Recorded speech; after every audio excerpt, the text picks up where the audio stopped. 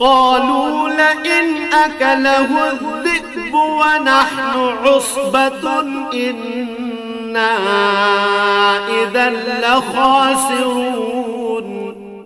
তারা বলল, আমরা একটি ভারী দলবদ্ধ শক্তি হওয়া সত্ত্বেও যদি তাকে বাঘ এসে খেয়ে ফেলে তাহলে আমরা সত্যি অথর্ব ও ক্ষতিগ্রস্ত হয়ে পড়ব। فلما ذهبوا به وأجمعوا أن يجعلوه في غيابة الجب وأوحينا إليه لتنبئنهم بأمرهم هذا وهم لا يشعرون।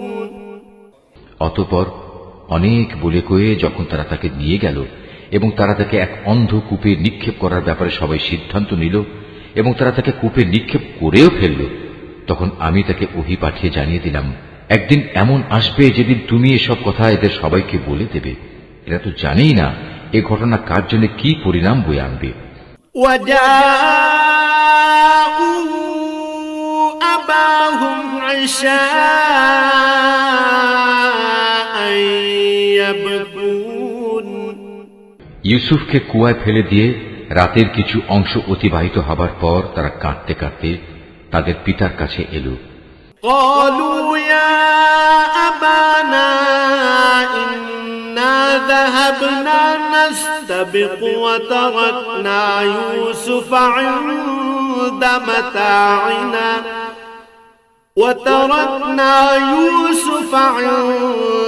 متاعنا فأكله الذئب وما أنت بمؤمن لنا ولو كنا صادقين।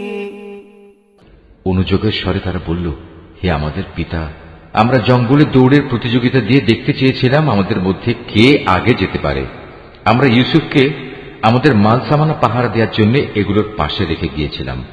ইতিমধ্যে একটা নেকড়ে বাঘ এসে তাকে খেয়ে ফেলে। কিন্তু তুমি তো আমাদের কথা কিছুতেই বিশ্বাস করবে না, যত সত্যবাদী আমরা হই না কেন।